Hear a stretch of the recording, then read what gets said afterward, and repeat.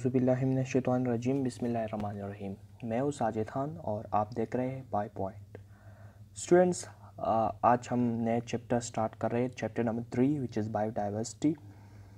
आज के लेक्चर के अंदर हम पढ़ेंगे कि बायोडाइवर्सिटी किसे कहते हैं और मुख्तलिफ़ किस्म के जो ऑर्गेनिज़म्स है इसको किस तरह किस बेसिस के ऊपर जो है इसको क्लासीफाई किया गया, और फिर बायोडाइवर्सिटी की एम्स के बारे में पढ़ेंगे, इसके क्या क्या मकासद है और इसी तरह इसकी इम्पोर्टेंस के बारे में आज के लेक्चर में हम पढ़ेंगे। तो सबसे पहले हम बात करते हैं बायोडाइवर्सिटी के इंट्रोडक्शन के बारे में, हम कुछ पढ़ते हैं। तो तकरीबन हमारे साथ जो है अर्थ के ऊपर 10 मिलियन काइंड्स ऑफ ऑर्गेनिज़म जो है वो रहते हैं, और इसी तरह जो है आजकल जो है इतनी बड़ी तादाद जो है रहते हैं 10 मिलियंस के करीब। तो साइंटिस्ट ने अभी तक जो है वो तकरीबन 1/3 इसका जो 1/3 पार्ट होता है इसको अभी तक डिस्कवर किया है, यानी जो 3 पार्ट्स है उनमें से तकरीबन 1 पार्ट को उसने जो है वो अभी तक डिस्कवर किया है। बाकी जितने भी जो ये 2 पार्ट्स है तो उसको अभी तक डिस्कवर नहीं किया गया। ये इतना ज़्यादा तादाद जो है अर्थ के ऊपर पाई जाती है।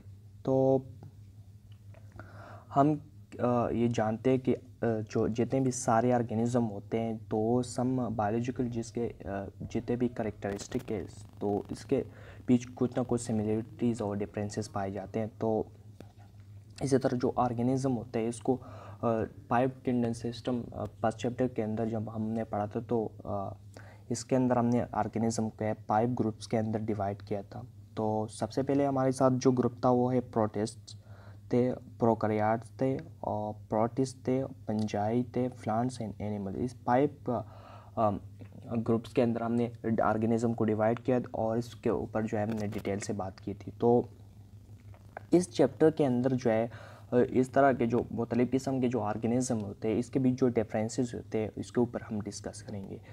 तो स्टूडेंट्स, जो हमारे साथ जो मुख्तलिफ़ किस्म के ऑर्गेनिज़म होते हैं इसको किस तरह से जो है क्लासीफाई किया गया और फिर किस तरह से जो है वो इसको नेम दिए गए, मुख्तलिफ़ किस्म के नेम दिए गए, बायोलॉजिकल नेम इसको दिए गए, और फिर इस तरह जो बायोडाइवर्सिटी की जो एग्जिस्टेंस है इसके ऊपर इस चैप्टर के अंदर हम बात करते हैं। तो सबसे पहले हम कहते हैं कि बायोडाइवर्सिटी हम किसे कहते हैं। तो बायोडाइवर्सिटी का लफ्ज़ जो है ये 2 वर्ड से निकला है।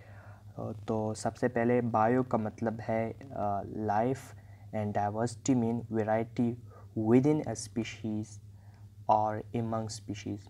तो डाइवर्सिटी जो है हम किसे कहते हैं, तो डाइवर्सिटी हम कहते हैं कि जो मुख्तलिफ़ किस्म के जो स्पीशीज़ होते हैं तो स्पीशीज़ के अंदर जो वेराइटीज़ होते हैं, डिफरेंट के किस्म के जो अक़साम होते हैं, तो और एमंग स्पीशीज़ जो ऑर्गेनिज़म के मुख्तलिफ़ किस्म स्पीशीज़ के दरमियान को हम जो वेराइटीज़ होते हैं इसको हम इस सारे को हम जो है वो डाइवर्सिटी कहते हैं।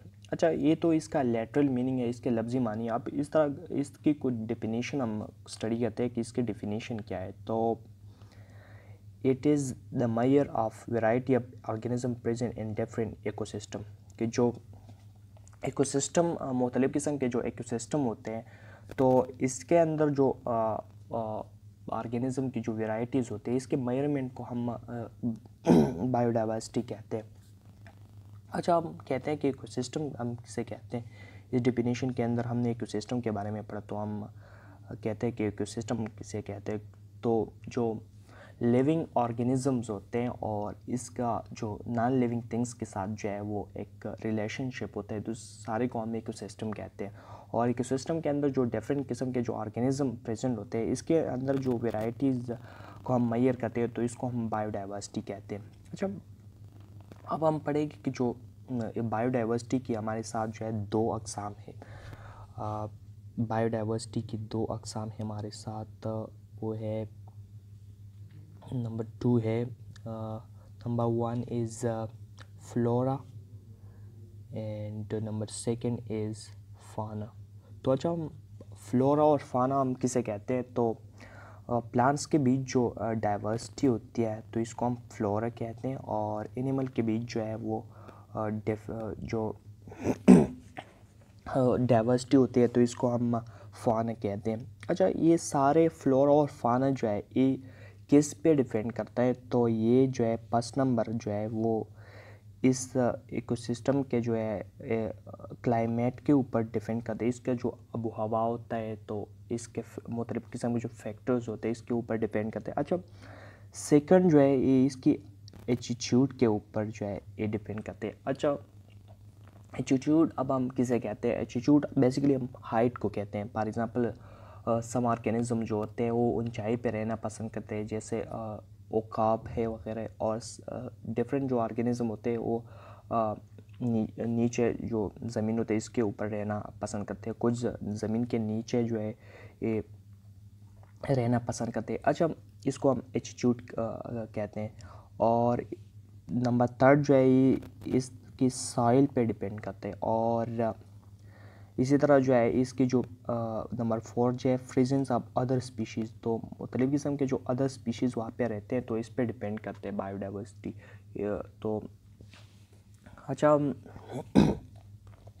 बायोडाइवर्सिटी जो है हम कहते हैं कि सारा का सारा एक जगह पे प्रेजेंट नहीं है अर्थ के ऊपर। ये जो है सबसे ज़्यादा बायोडाइवर्सिटी और ट्रॉपिकल रीजन के ऊपर पाई जाती है। अच्छा, सेकंड नंबर पर जो है वो है टेम्परेट रीजन के ऊपर पाई जाती है। और सबसे जो है कम बायोडाइवर्सिटी जो है ये पोलर रीजन के ऊपर पाई जाती है। तो अब हम कहते हैं कि जो आजकल की जो हम बायोडाइवर्सिटी को हम देखते हैं तो ये हमारे साथ जो है कहाँ से आया, तो ये है जो आज से तकरीबन 4 बिलियंस ईयर्स ऑफ इवोल्यूशन के नतीजे में हमारे साथ जो है आया।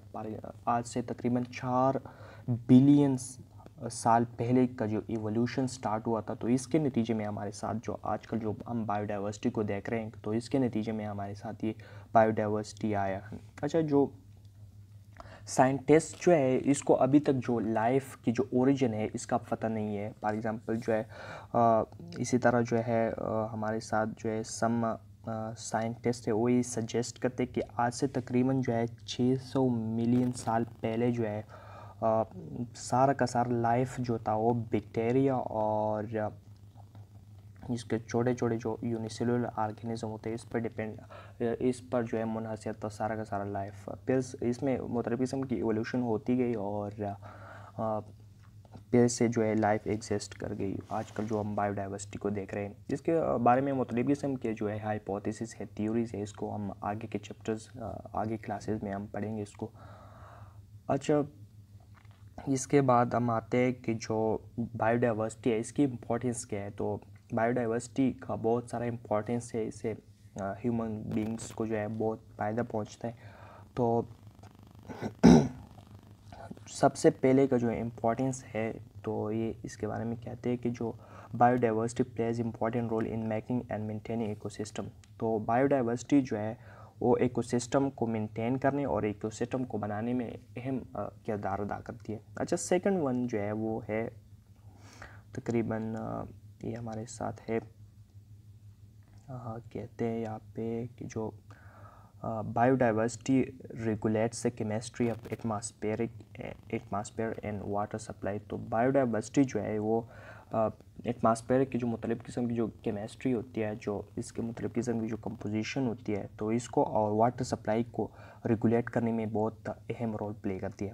अच्छा, थर्ड वन जो है वो कहते हैं कि जो बायोडाइवर्सिटी जो है वो न्यूट्रिएंट्स को रिसाइकल करने के में एक डायरेक्टली रोल प्ले करते हैं। फॉर एग्जांपल जब एक ऑर्गेनिज्म होता है इसके अंदर मुख्तलिफ़ किस्म के जो न्यूट्रिएंट्स होते हैं जब वो मर जाता है तो बैक्टीरिया और फंजाई वगैरह इसके ऊपर जो है मुख्तलिफ़ किस्म के अमल करती है और इसको डिकम्पोज करती है।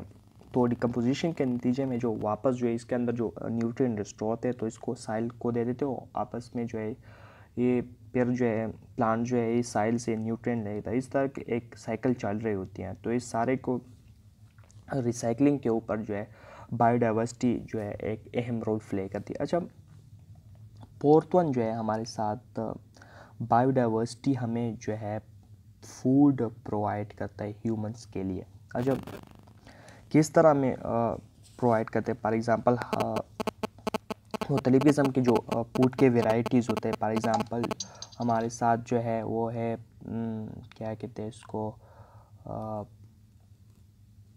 फॉर एग्ज़ाम्पल क्रॉप्स है, लाइफ स्टॉक है, फॉरेस्ट्री है और फिश वगैरह, ये सारे जो है एनिमल के खुराक के लिए एक बेहतरीन ज़रिया है।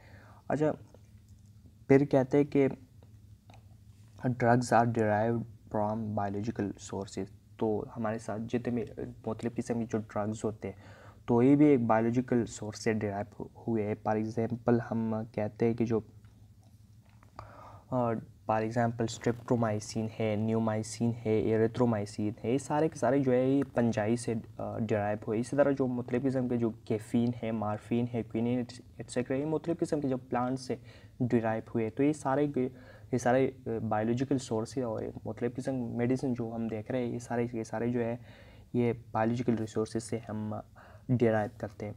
ये तो है इसकी इम्पोर्टेंस। नेक्स्ट जो है हम पढ़ते हैं कि जो मुख्तलिफ़ किस्म की जो इंडस्ट्रियल मटेरियल होती है, जो हार्म माल होती है, तो ये भी मुख्तलिफ़ किस्म की जो है प्लांट से जो है हम ले लेते हैं, मुख्तलिफ़ किस्म के एनिमल से ले लेते हैं। फॉर एग्ज़ाम्पल हमारे साथ जो है फाइबर्स होते हैं, डाइज़ है, राइज़न है, रबर वगैरह, ऑयल वगैरह, ये सारे हम प्लांट से। इसी तरह जो रेशम होती है वगैरह, ये भी हमारे साथ डिफरेंट के ऑर्गेनिज़म से ले लेते हैं। तो ये था बायोडाइवर्सिटी का कुछ इम्पोर्टेंस, और आज के लेक्चर में हमने इसका इंट्रोडक्शन और इम्पोर्टेंस पढ़ लिया। तो नेक्स्ट लेक्चर के अंदर हम क्लासिफिकेशन ऑफ ऑर्गेनिजम्स को पढ़ेंगे। और so thanks for watching and like this video and subscribe our channel for more videos. So thanks for watching and good